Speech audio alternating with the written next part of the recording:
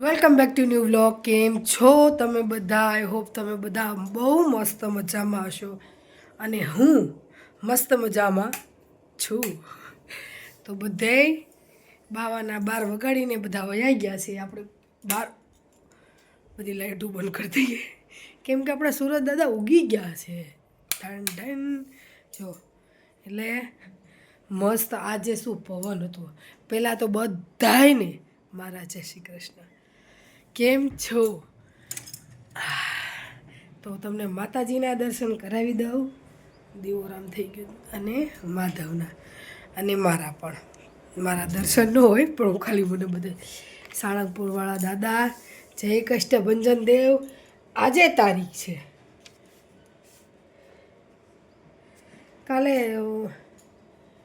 કાલે મેં લોચા લગાડ્યા નહીં રેડી છું. આજે છે તારીખ 24 અને શુક્રવાર શુદ્ધ દસમ. મને એમ હતું કે કાલે મેં આજે ગુરુવાર છે ને કાલે ગુરુવારનું રાતે કહી દીધું. તો પવન એટલો જોરદાર છે. જો તમને અહીંથી કેવી રીતે બતાવું, નહીં દેખાય. કઈ વસ્તુ રહેતી નથી અને ધડામ ધૂડુમ પવન ફૂલ હોય છે. અને અત્યારે વાગી ગયા છે 7:30 વાગી ગયા છે. 5-10 મિનિટની વાર છે. અને આજની અપડેટ બતાવી દઉં. જો ધ્રુવીબેન ત્યાં સૂતા છે. નેન્સીબેન ઓલવીસ નાના નેન્સીબેન મોઢું ચડાવીને આપણી નેન્સી ગઈ છે સ્કૂલે. ચેતન નીચે ગયા છે જસ્ટ હમણાં. ચેતન જાય ને ઘરમાં શાંતિ થઈ જાય ને ચેતન જાય ને ઘરમાં કોઈ બોલવાવાળું હોય નહીં ને પછી જ હું વ્લોગ ઉતારું. શાંતિ થઈ જાય એટલે કહેવાનો મારો મતલબ એમ હતો કે મારે પ્રાઇવેસી જોતી હોય એટલે એ પ્રાઇવેસી મને મળે ત્યાં હું વ્લોગ ઉતારું. કેમ કે એ અહીંથી આમ જતા હોય ને એટલે મારે છે ને બોલવામાં થોડું થોથરાઈ જાય એટલે એ જાય ને પછી હું વ્લોગ ઉતારું. તો બસ આ સાથે સુરત દાદા પણ એવા સરસ મજાના ઉગ્યા છે ને આજે તો 7:30 વાગ્યામાં સરસ મજાના ગ્લો સાથે ઉગી ગયા છે. અને એક મસ્ત જે વિડીયો જે આવ્યો છે ને એ તો ધર્મનો રહીમો અમારો સાથે સોંગ ગાયેલું છે ને એનો વિડીયો છે. પણ એક અમે રહીમા છે ને લાફિંગવાળો એ આજે હું મૂકીશ. તો બધું એક હારે ન મુકાય ને એટલા માટે છે ને થોડું કરીને મુકાય. થોડું કરીને એટલે કહેવાનો મતલબ એમ છે કે ભાઈ કેવડું મોટું થાય. એટલે મેં એ અડધી ક્લિપ રાખી છે જે હું આજે મૂકીશ. તો બસ આજે એ છે. આજે ગુવાર બટેકાનું શાક, ખીચડી, રોટલી બનાવવાની છે. ગુવાર હું બીટતી હતી.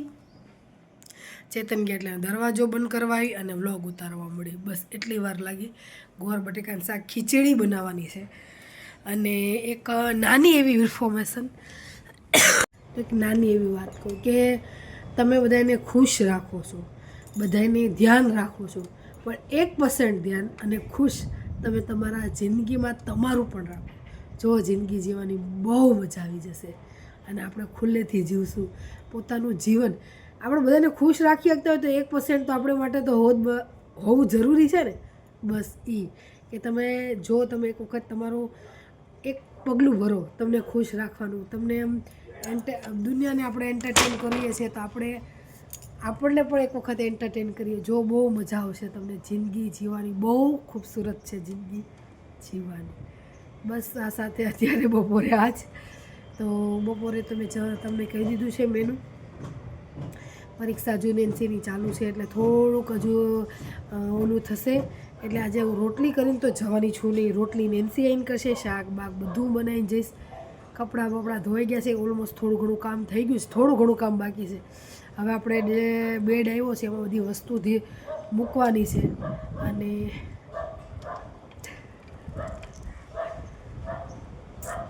એટલે બધી વસ્તુ મૂકવાની છે યાદ રાખીને.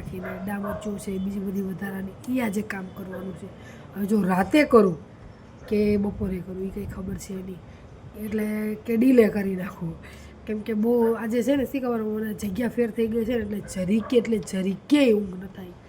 અને મને બેડની આદત નથી એટલે મને બહુ અતરું આમ લાગે છે કે હું ખાટલામાં ને એમાં સૂતેલી છું ને એટલે મને એ જ લાગે આમ એમાં મજા કમ્ફર્ટેબલ લાગવું અને આમાં મને આમ એકદમ બધું આમ બોડી એકદમ સીધી લાગે ને તો મને એમ થાય કે બધું મારે અહીંયા આવે છે અને ખાટલામાં તો આમ સે જોડી જેવું હોય ને એટલે મજા આવે એટલે જોઈએ હવે શું થાય શું નહીં આજે નીંદર આવે છે કે નહીં એના કરતાં આપણી પાસે ખાટલો છે જ ખાટલામાં શું શું મસ્ત મજા રીતે બસ અને અમારે અહીંયા છે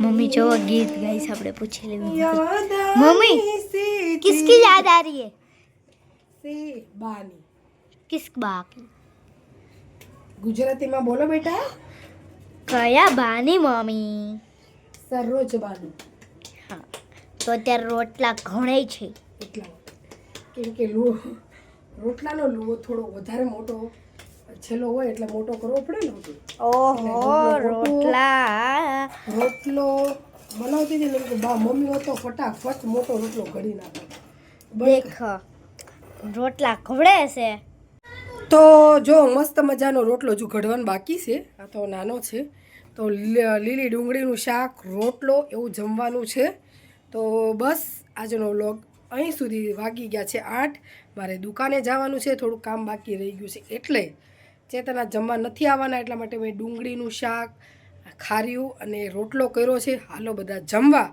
લાઈક સે સબસ્ક્રાઇબ કરી નાખજો અને ધ્રુવી કમેન્ટ કરજો કરી નાખજો અને સબસ્ક્રાઇબ કરી નાખજો અમારા ચેનલને સબસ્ક્રાઇબ અને તમને નવા હોય તો તમને ખબર છે આ અંગૂઠો બાય